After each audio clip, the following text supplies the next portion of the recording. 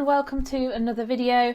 I'm sorry that I haven't been posting for a while. There's more information about that coming at the end of the video and also on my Twitter and Instagram page. So if you're interested, if you want to find out what's been going on, then head over there. But I'll do a little update at the end of the video as well.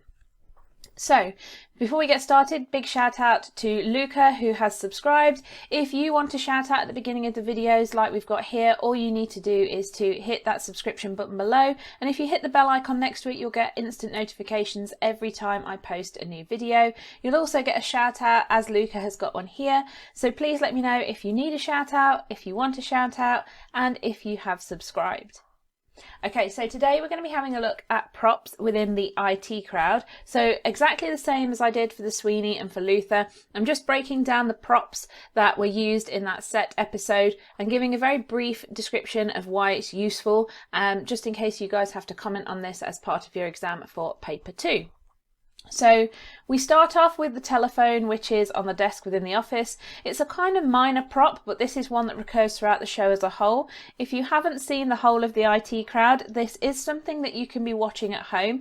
You don't have to know about it for your exam, but obviously it's useful to get context of the storylines and to investigate the characters and how they change. So you can have a look at that through, I believe it's on Netflix, but also on 4OD's website as well.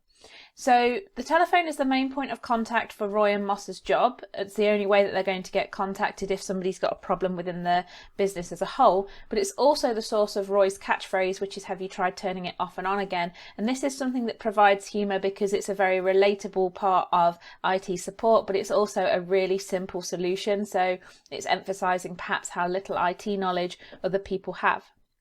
We also have the box of junk that is on the desk.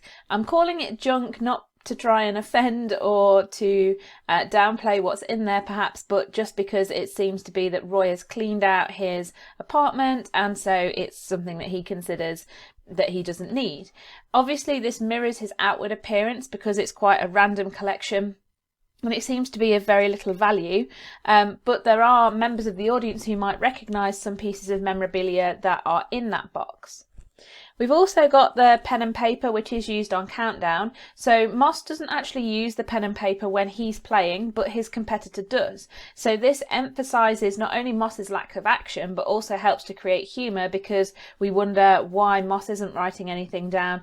If you've ever seen or played Countdown before, you know that it's kind of vital for you to write something down. You can't just do it through sight.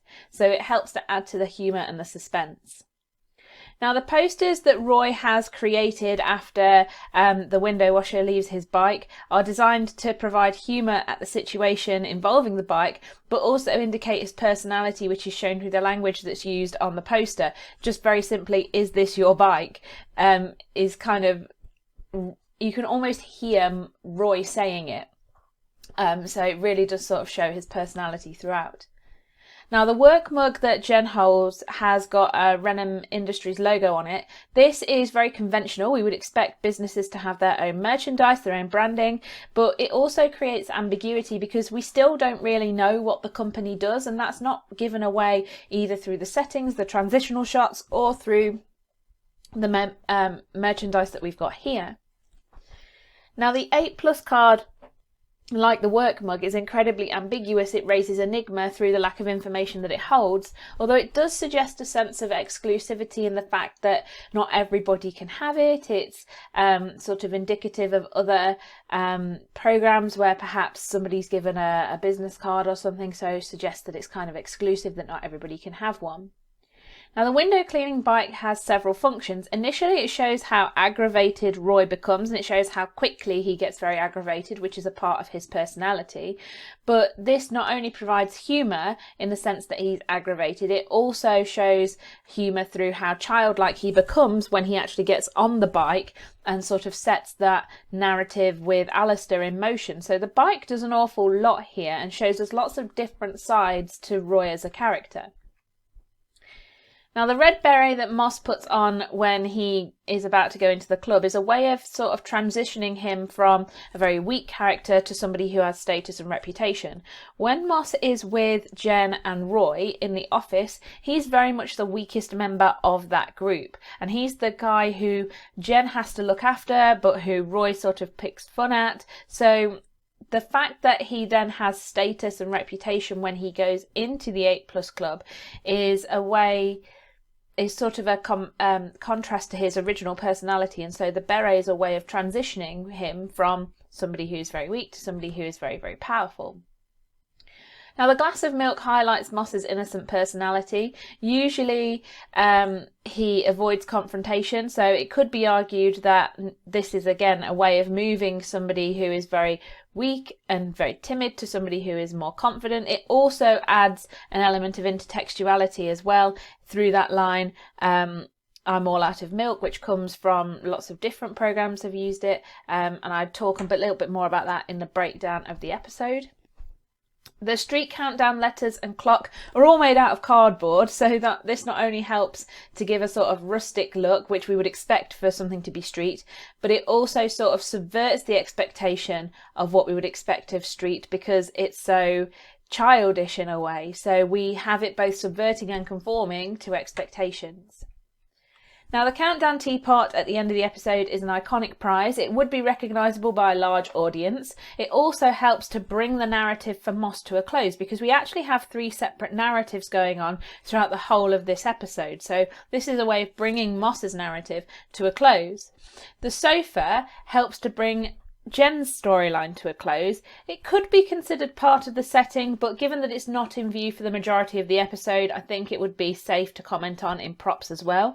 It highlights the informal setting and tone of the department, but it also helps to show how Jen's curiosity has got the better of her when she flops down onto it at the end of the episode. So we've got a few key terms today, not too many. These would be really useful for you guys to make note cards from, or to perhaps see if you can use them in explanations of your own. As always, you can get in touch with me through my social media, through Twitter at media_revision, or through Instagram at GCSE Media Revision. As I said at the beginning of the video, I've not been around for a while. Basically, a lot like some of you maybe, I've been struggling a little bit with some aspects of the lockdown, and I've been sort of seeing things like my subscriber count fall and not having as many of you guys subscribe or having as many of you guys comment or question on the videos, which has led me to sort of wonder whether these are still useful for you. So what I'd like to do is to get your opinions. Pop down in the comment section below or through any of my social media what things would be helpful for you in media studies, what you want to see more of, what you find really helpful and useful, any resources that you would like me to make, so that I can get these together and start making things that you guys are going to find really useful. Hopefully you found all this useful, hopefully you are going to comment, and I will see you guys tomorrow for another video.